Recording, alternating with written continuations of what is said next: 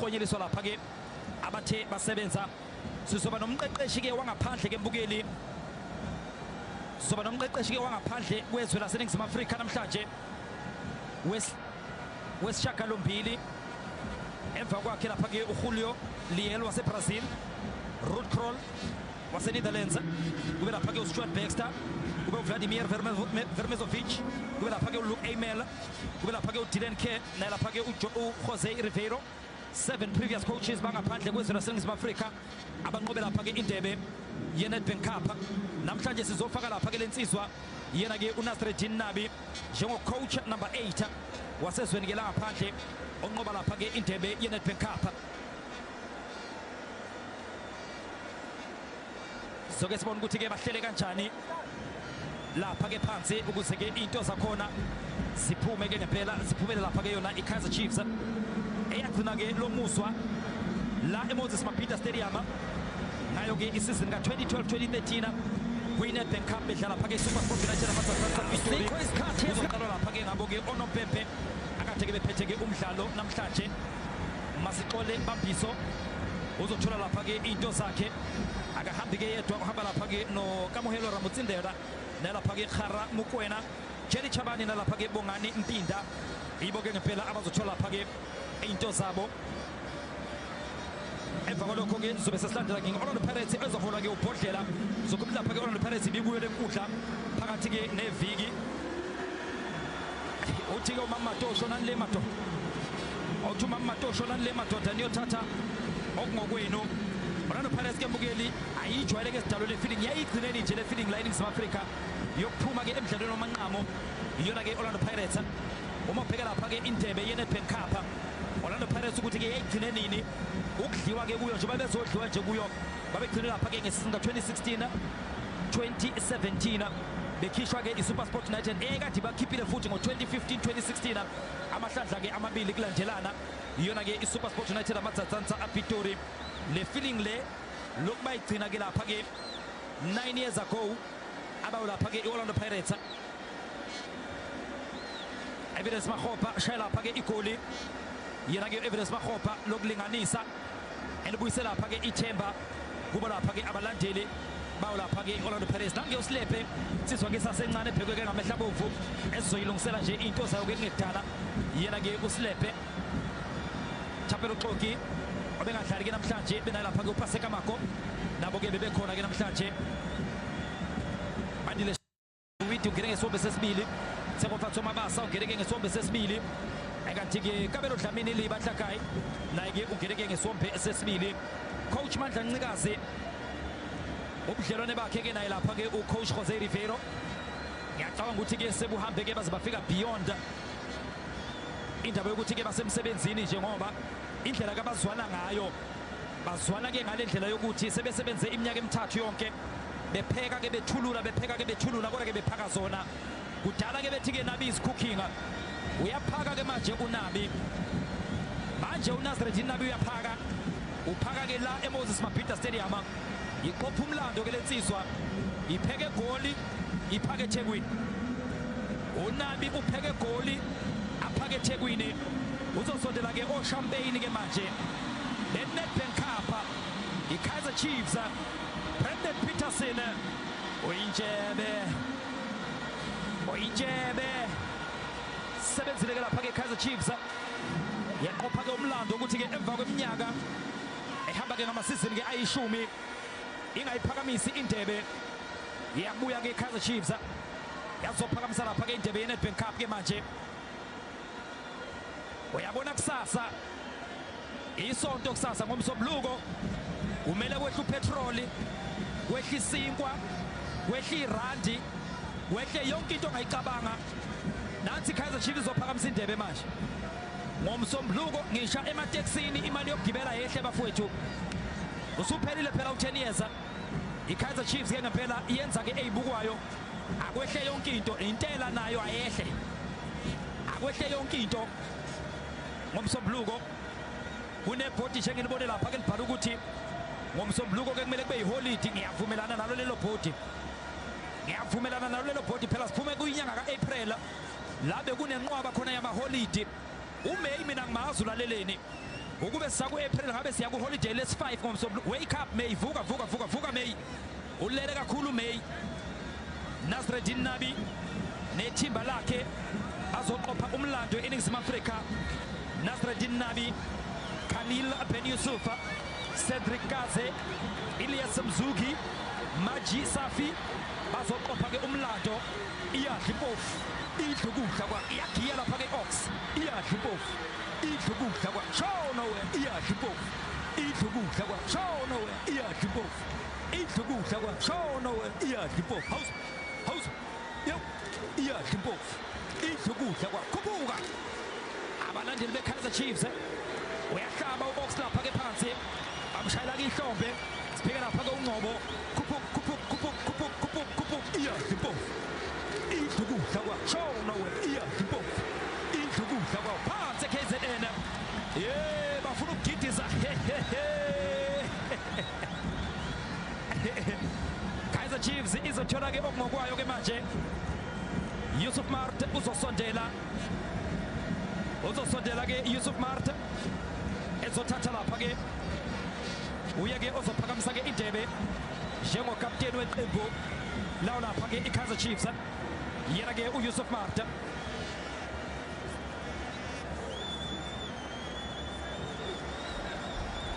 Otu Yusuf Martin yesa wemadoda. Otu Martin yesa wemadoda. Usaphakamisa abalandeli kuqala uYusuf Mart. Uthawaphakama amakhosi. Emva kwamasizini ayishumi itrophy ngekho bayifaka ke manje abawulapha ke Kaizer Chiefs. Uzobuka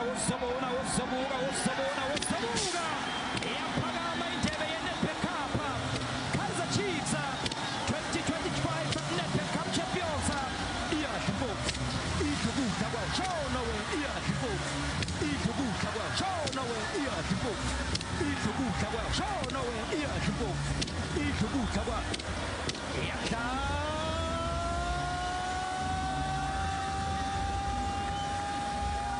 TV. Wadlala umtshini osethelayithi. Atsho vele siyabe sibhadere. Atsho vele siyabe sikhokhile.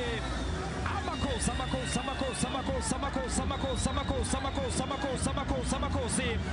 Abafana bokuthula noxolo the Perfeni Glamour Boys. Baphakamisa indebe yeNedbank Cup. Emva kweminyaka bengenayo lapha ke inkomishi. Kodwa ke bawuqopha umlando namhlanje. Bayiphakamisa indebe yeNedbank Cup. Eyihlandla lokuqala nqa eminyakeni ke eyishumi. Umasizini ke ayishumi. Basebenzile ke ngempela bawo lapha ke Kaizer Chiefs. Into esisele ke manje ukuthi beyobhekana ke neposition yabo kuyo lapha ke iBetway Premiership. Njengobona ukuthi ke 10 years no cup. Bathi ke enough is enough. Bathi ke enough is enough. Baqula ke kufanele abawo lapha ke Kaizer Chiefs. Bajabula ke kufanele abawo lapha ke Kaizer Chiefs. Mangabe ke izinto zime kanje. Nedbank Cup indebe yamaphupho ke bukeni siyayigoqa. Ungakhohlwa ukuthi ke kusasa sokwethu lapha ke umdlalo wawo lapha ke Durban City nawo lapha ke iBlack Leopards wawo lapha ke iMFC ozobe ke kumdlalo ke ngempela ozobe ke ulungisa lapha ke indlela eza ngapha ke kuyo iyona ke iBetway Premiership. Sibonke ke bokudlala thi umdlalo oqala waze ke wayophela waze ke kwafinyelela la khona ke Kaizer Chiefs esiphakamisa khona indebe yeNedbank Cup. Mina nawo sohlangana ke ngolesithathu emdlalweni ke weChippa United the Chili Boys nawo lapha ke iMamelodi Sundowns ngalo lapha ke ulesithathu iwona mdlalo ke olandela. Emva kwalokho sobe sesihlangana ke phezulu ePulukwane umdlalo isikhukhune sobe samkela lapha ke Kaizer Chiefs. Nasreddin Nabi akakholwa ke ngempela akayikholelwa ke le kodwa ke Dulce Espanyola ithi ke cha manje nangeno shabalala naye owayekhona ke ngempela iKaizer Chiefs igcina ukuphakamisa indebe yeNedbank Cup. Miguel Team okhona lapha ke eqenjini lawo ke Orlando Pirates uthi ke onje madoda sikujwayele kodwa ke abalandeli bona bathi ke cha madoda siyajabula bahamba abanye bathi ke bow down to the champions kodwa ke kumele babhawe kufanele ngoba Kaizer Chiefs yadla iMamelodi Sundowns ngaphambi kokuthi ifike kufinal njoba ke isiginqa iOrlando Pirates babengayinike ethuba against iMamelodi Sundowns yaqopha umlando abangayinika ethuba against iOrlando Pirates. Nathi ke manje iqopha ke umlando bathi ke uKhismusi ufike early. Bathi ke uKhismusi ufike early abawu lapha ke iKaizer Chiefs. lawa ke amaphakaniya afikela engothemba engojabulile bawosimangele ke The manje. celebrations continue. I'm joined by Zita Gwinika. Zita, it has been a quiet season, but what a way to win the Nedbank Cup. Yeah, it is. We're grateful. I think first of all, we need to thank God. If it wasn't for God, none of this would be possible. So we're grateful.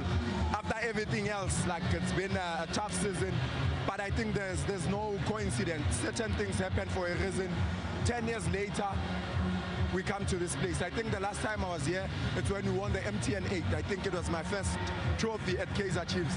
And today I'm still in this place and I'm carrying the Nedbank Cup. I think it's only God. It has been a topsy-turvy season for you because you then don't start the season, a couple of players get injured, and then you're expected to come in and meet them where they are, and you did so exceptionally well in the past couple of games. That's what I'm saying. Certain things, it's God's purpose. It was not easy, to be honest with you, but I had to do what I needed to do. I needed to be a professional. I think all those months not playing, they were preparing me for this moment, for me to be able to keep up when I'm needed. Congratulations. Thank Please do follow me. Listen, this is not a sight we see every day. The two Motaung brothers. Today, you're not stressed. It's all about celebrating. I'll start with you, Bob Steak. For me, it's about the journey that we've been through. Hard-fought journey. Well-deserving for the boys, well-deserving for the supporters, for the chairman, who's been patient with everybody. 10 years of wait just for a trophy, to put a smile on the supporters. I thank this team of today, the generation that we've got. They fought hard, well-deserved, well-deserving. I mean, for me, the team spirit, the togetherness, under a tight ship, we still pull it together. Let's talk about that with regards to now the playing personnel. So many questions were asked. And do you think now you've answered, now you've said something to the naysayers about this Kaizer Chiefs team going forward? It's a young team. We're still going to beef it up. Obviously, we're going to Africa now. But what's important is the journey that we've traveled, the type of injuries we've had, and the pressure these boys have been under. I think they deserve the trophy. They deserve the smile. They deserve the happiness. Congratulations. Thank you. Bobby Motaung. I am still looking for Junior. He was still with me, but do follow me. We're going to try and get some of the players. Let's start here. Coach Sheppy, Coach Sheppy, Coach Sheppy. You're not running away from me. Come. We do have Coach Dylan Shepherd. Coach, just a few weeks ago, you lifted the trophy with the DDC team. You make the trip for the senior team to win their first trophy in 10 years. We're just so happy that they got this one over the line. They've worked so hard. You know, everything was, whatever has happened in the history and what happened before, we're champions. And I'm so happy for the boys. They've worked hard. Now, these guys have deserve everything they're going to get. So we're going to go celebrate tonight. We're so happy. This football club, this institution, what an institution. We're so proud. Let's talk about some of the players, because then you have the players that need to make that transition to first team. That winning mentality that is now getting instilled. And also they can see they are older brothers winning something. Well, the likes of, you saw Dubai, you got Shaba comes on, he changes the game. So we're very proud. DDC graduates, hopefully a couple more will come up and do well. But tonight it's all about this great club and this great team, and they deserve it. Thank you so much. Thank you so much. Well, we're going to try and talk to more people and get a lot more of a reaction. Jessica Mdown joins me. Jess, what an afternoon. What an incredible moment, and just congratulations to the Amakosi family. Just very proud that it's happened. 10 years, we changed everything. Our DDC team did well, our senior team does well, and just the gods are with us, and just amazing, amazing, amazing. To the football fans that have been so patient, the day has finally arrived, and it is the 10th of May, 2025. 10th of May, it's been 10 years, and things have changed now. So proud of the team, proud of everyone behind the scenes who's done the work. And I'm just saying to our supporters, thank you for being with us, and also continue supporting us. Look at how many stadiums they filled. Look at how much merchandise they bought and how much love they've given to this club. Thank you to our chairman. This is for you. Love you, Dad. Congratulations, Jess. Before we hand over, I wish I, Izanayo put, Izanayo,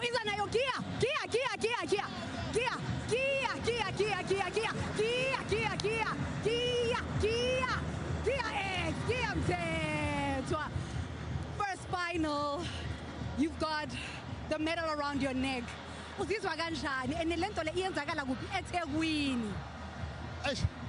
I angazi nokuthi ngithini but engakubonga kakhulu ukuthi isupporter wonke umuntu ophume namhlanje abantu besihlangana Zulu ngathi besho mina ngathi benika mina amandla besihlangana Zulu bezobukisa lento enhle kanjena bafethu ngeke ngisho bezibreak icase but yena ke ukubreaka irecord eminyaka emingaka ngithi kusho lukhulu nathi kusinika amandla ekutheni sikwazi ukuqhubeka phambili sikwazi futhi ukuthi sizinikele ngawo konke esikwenzayo ngoba ayisisuka kude bafethu bekunzima ngabala into eyiningi kakhulu kithi kushinjabule enkulu kakhulu ngoba phela sikwazile ukuthi after 10 years sikwazi ukuthi nathi be generation eyokhumuleka kahle ngithelini after 10 years kwawuna abantu uno-Ox unosibani abakwazile ukuthi bephinde bebuthi isidima se-team. Akushela ukuthi ama-conversation athini manizikhuluma ningama-player kule viki elikhulu nazi ukuthi niza ku-final ama-conversation bewathini ngale final? Ama-conversation bengasho ukuthi mhlawumbe siyamotivathana esikhathini esifana naleso akekho umuntu odinga motivation but-ke isimo siyasimotivate thina ekutheni sikwazi ukuthi siphusha kangakanani because akekho umuntu ongazi ukuthi lento sedinga kangakanani suwela ehlelweni kusuwela kushemeni kusuwela uma-manager kusuwela ocoach kusuwela kubadlali sonke besazi ukuthi noma kumele sazi ukuthi ngomgqibelo siyokwenzani and sifunani nangebala-ke kuyenzekile ukuphusha kwamajida kusho lukhulu ukubambisana kwe-team from uma-training sessions ukuze kuzofika lana kithi kusikhombisile kakhulu ukuthi masiyindawonye singanqoba into eyiningi. Ngibonga kakhulu. Ngiyabonga kakhulu.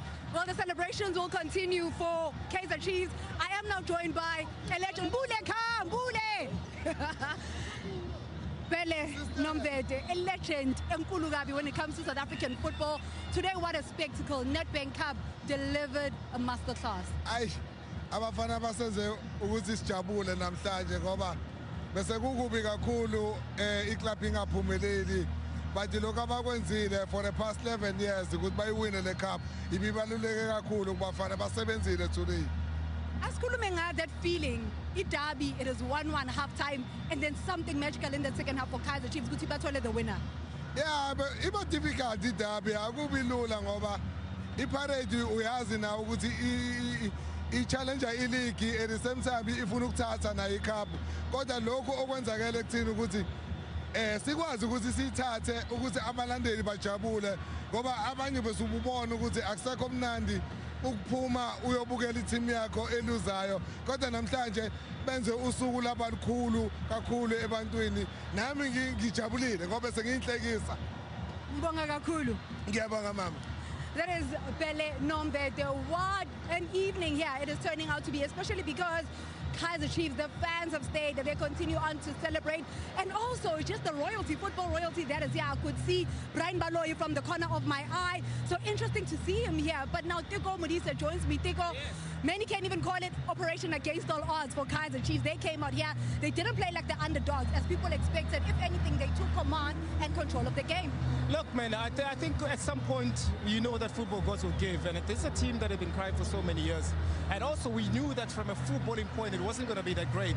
But they showed the grit, they showed the character that was required. And look at Orlando Pirates. They never really got the dream that we normally know them for. But I mean, we can always say that Kaizer Chiefs, they really do deserve it, because I think they wanted it more than Orlando Pirates. And for Kaizer Chiefs, it would have been easy for them to fall back into what they did midweek in the league game, where they score first and then concede and end up losing the game. But this time around, to find the character, to find the winner. Yeah, especially after conceding that equalizer, once they start to think, oh, here we go again, they might also go in and concede another one. But I think the most important thing is the substitution that Coach Nabi made. I think those one brought some sort of inspiration within the team, sort of energy that they needed. Shabalala's combination with Dupree's combination, and the energy that they brought in, I think that brought so much hope into the team. And look at Matt now. You're finding Matt now high up the pitch as well, with Ox as well in that midfield. So those substitutions that the coach made, I think those are the ones that actually turned the game. They were very strategic as well, because they waited for Orlando Pirates to then make a change. They waited more for an offensive change, removing Mahoba, bringing in Mabasa, and then they tried, they solidified that middle of the park. They brought them to Duzi Shabalala, to Dupree as well, and that really helped. Yeah, it did help, because also you look at Orlando Pirates bench as well. They didn't have much in terms of them changing. You knew the changes that they're going to make. Dlamini, you knew that Dlamini is going to come in at some point. You know Mabasa is going to come in at some point. But I mean, they didn't have the energy that the team required, unfortunately. But then you look at Shabalala coming in. Immediately, this first attempt is shot on goal. That's what you need from a team like this, and especially for the coach like this. And for them to do it here, where they lost in 2019 against Cheifs Galaxy, and now they're meeting a team where people would have thought they've got the better footing heading into the final. It must be special for Kaizer Chiefs. I'm sure it is special, man. I can just imagine the emotions that the players have been going throughout this week. Imagine the emotions that the management have been going throughout these 10 years, or whatever it is that they've been struggling to win a trophy, to come and do it here in the manner that they did it, and against an opponent of note that is Orlando Pirates. I'm sure it is special. This is what we were speaking about even during the week. We're saying players of this generation of Kaizer Chiefs, they need to mark their name on Kaizer Chiefs books, and this is how you do it, to show that as Kaizer Chiefs player, I have done this for the club. And what is also a cherry on top is the fact that a few weeks ago, their DDC team, for the first time, lifted a trophy. And DDC has been around for 10 years.